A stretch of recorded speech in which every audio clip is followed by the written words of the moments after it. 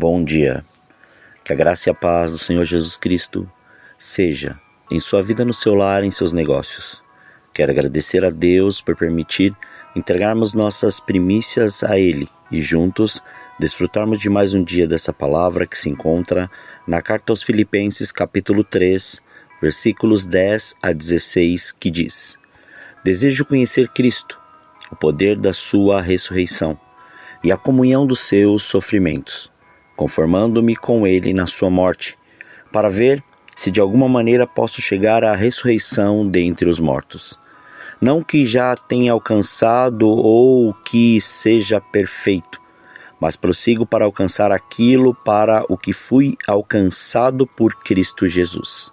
Irmãos, não julgo que o que tenha alcançado, mas uma coisa faço, esquecendo-me das coisas que para trás ficam e avançando para as que estão diante de mim, prossigo para o alvo, pelo prêmio da soberana vocação de Deus em Cristo Jesus. Todos quantos somos perfeitos tenhamos este sentimento. E, se pensais de outra maneira, também Deus o revelará. Andemos, contudo, segundo o que já alcançamos. Ao iniciarmos essa leitura, até parece algo muito estranho. Paulo, o homem que teve aquele encontro com Jesus no caminho de Damasco e depois teve sua visão recuperada e foi cheio do Espírito Santo, dizer que ele tem que conhecer Cristo em tudo. Mas, na verdade, ele está nos ensinando sobre focar naquilo que realmente nos interessa, aquilo que vai nos levar a não desviar do caminho. Aqui quero compartilhar a ilustração do tigre distraído. Um tigre faminto começou a rastrear o cheiro de um cervo ou de um cervo. Enquanto ele seguia o cervo, ele encontrou o cheiro de um coelho. Ele se virou e foi atrás do coelho. Então, ele foi distraído pelo cheiro de um rato e começou a segui-lo. Ele finalmente chegou ao buraco no qual o rato havia desaparecido. Ele terminou o dia com mais fome do que quando começou. Esta fábula ilustra como muitos passam sua vida distraídos com isso ou aquilo, e no final do dia eles realizaram pouco. Lemos nos versículos uma frase dita por Paulo que diz: uma coisa que eu faço. Ele não falou 100 coisas que eu começo, ou uma dúzia de coisas que eu tento, mas uma coisa eu faço. Paulo diz que está colocando toda a sua energia em uma coisa, prosseguindo em direção ao alvo. Quantas vezes essa frase não tem feito tão sentido nos dias de hoje? Pois muitos daqueles que servem a Jesus estão focados em tantas outras coisas que estão se esquecendo do principal alvo de sua vida, a vida eterna. Quantos lutam com esse conceito, às vezes se envolvendo em muitos projetos e acabando fazendo menos do que tinha sido planejado fazer? Por quê? Porque seu foco não está no reino de Deus e na sua justiça, mas nas conquistas hipotéticas e nos desfrutar momentâneo. Quantos abandonaram seu propósito, seu chamado, para viver aquilo que acham que é necessário e interessante, porque se frustraram? Li um provérbio alemão que diz: quem começa muito, realiza pouco. Talvez você também tenha problemas para viver uma vida focada. Nesse caso, vamos ver alguns princípios que Paulo citou para nos orientar sobre isso. Devemos manter o foco, conhecer. Cristo envolve mais do que apenas saber sobre Ele. Inclui desenvolver um relacionamento com Ele. Paulo já desfrutava de um relacionamento especial com Cristo, mas ainda ansiava por um conhecimento mais profundo e rico. Paulo queria saber tudo sobre Jesus. Ele queria saber o poder de sua ressurreição, mas, ao mesmo tempo, ele sentia a necessidade de uma renovação constante dessa força e poder. Temos que compreender que estamos nessa terra, mas a nossa morada é eterna e o nosso foco é a vida eterna, mas em Cristo e sendo ensinado pelo Espírito Santo em cada momento. Além disso, Paulo queria saber a comunhão de seu sofrimento. Paulo sentiu que ninguém poderia conhecer a Cristo completamente a menos que ele compartilhasse de seu sofrimento. Mas isso Jesus já tinha dito a Ananias sobre Paulo no livro de Atos dos Apóstolos, capítulo 9, versículos 10 e 11 e 15 e 16, dizendo: havia em Damasco um discípulo chamado Ananias. Disse-lhe o Senhor em uma visão: Ananias? Ele respondeu: aqui estou, Senhor. Disse-lhe o Senhor: levanta-te e vai à rua chamada direita e pergunta em casa de Judas por um homem de Tarso chamado Saulo, pois ele está orando. Disse-lhe, porém, o Senhor: vai, este é para mim um vaso escolhido para levar o meu nome perante os gentios, os reis e os filhos de Israel. E eu lhe mostrarei quanto deve sofrer pelo meu nome. Através do sofrimento pela causa de Cristo, Paulo veio a entender mais claramente o que o Senhor havia sofrido por ele. O desejo de Paulo de conhecer a Cristo mais plenamente tinha pelo menos 4 facetas: a experiência pessoal, a experiência poderosa, a experiência dolorosa e uma experiência prática. Paulo ainda não havia obtido o pleno conhecimento de Cristo que viria na ressurreição. Paulo sabia que ele não era tudo o que poderia ou deveria ser, por isso queria se aprofundar, mergulhar mais. Se Paulo alegou que tinha espaço para crescer, o que dizer de nós? Temos uma ordem para crescermos mais, assim como descrito na carta aos Efésios, capítulo 4, versículo 15, que diz: antes, seguindo a verdade em amor, cresçamos em tudo naquele que é o cabeça, Cristo.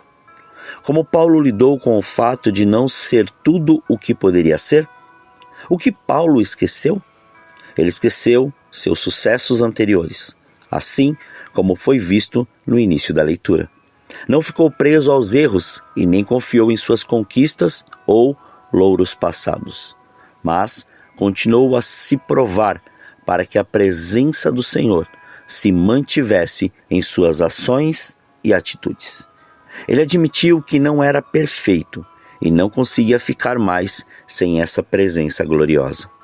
Não perdeu tempo, ele se arrependeu e seguiu em frente. Pois muitos estão sendo paralisados por causa de sua vasta experiência passada e seu tempo de informação recebida do Evangelho, mas esquecem que isso já foi e o Senhor quer que eles vivam o novo. Vivam em novidade de vida a cada amanhecer, porque acabam ficando paralisados e aprisionados no passado, muitas vezes distraídos e desanimados. Aqui a intensidade de Paulo é vista, pois ele tinha um grande desejo de alcançar seu objetivo espiritual. Paulo estava tentando alcançar o prêmio, tinha um foco definido. Ele sabia, e nós também sabemos, que isso só pode ser feito se cumprirmos fielmente nossa missão, o nosso propósito. Devemos viver fielmente e trazer o máximo possível a Cristo. Lembre-se que para estar espiritualmente unidos, devemos ter uma autoridade comum, a palavra de Deus.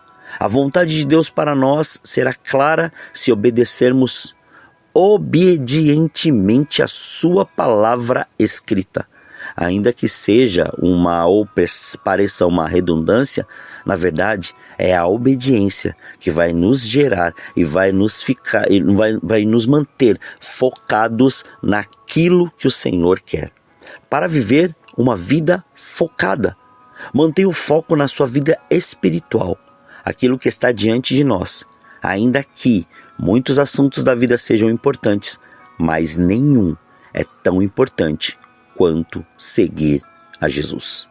Foque naquele que te levará e te conduzirá à vida eterna. Oremos. Pai, nós te louvamos e te agradecemos. Graças te damos, Pai, por esse dia. Obrigado por este fôlego de vida. Obrigado por nos despertar.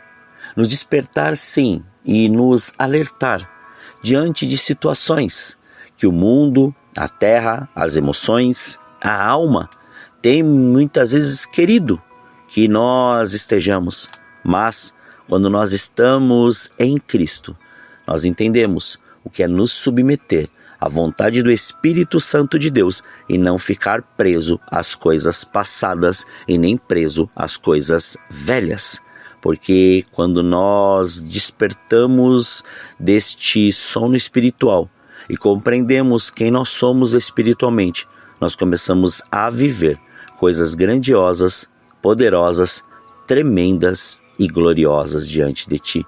Isso é maravilhoso, porque nada, Senhor, nada, Pai, fica em oculto diante dos seus olhos. Nada fica, Pai, escondido, porque tudo está e tudo permanecerá diante do seu querer. Pai, somos gratos pelo seu amor, gratos pelo seu cuidado, gratos, Pai, pela sua presença. E por isso, Senhor, nós te agradecemos. Te agradecemos por tudo que o Senhor tem feito. Que a cada dia mais o seu reino seja manifesto em nós. Que possamos compreender nossa missão, nosso propósito, nesse período de peregrinação, Senhor, na terra, e nos mantermos focados naquilo que é real e não naquilo que estão nos sugerindo.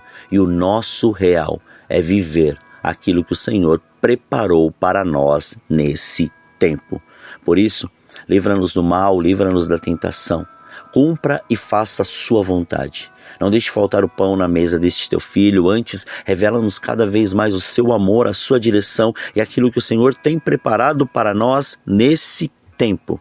E que nada fique desapercebido diante dos teus olhos. E que tudo aquilo, Pai, tudo aquilo que for para o Senhor fazer, execute conforme o seu querer e conforme a sua vontade. Graças te damos, Pai. Muito obrigado. Consagramos este dia, consagramos nossas vidas, consagramos tudo diante do seu altar, para que o seu nome continue sendo glorificado, exaltado e engrandecido em nome de Jesus. Porque, Pai, o seu é o reino, seu é o poder, sua é a glória. Consagramos todos os nossos sentidos e mais uma vez consagramos este dia para que o seu nome seja glorificado em todas as nossas ações e as nossas atitudes. Muito obrigado. Assim oramos, agradecidos em nome de Jesus. Amém. Que você tenha um dia abençoado na presença do Senhor. E quem vos fala é o pastor Leandro Araújo, de São Paulo, capital. Deus te abençoe grandemente.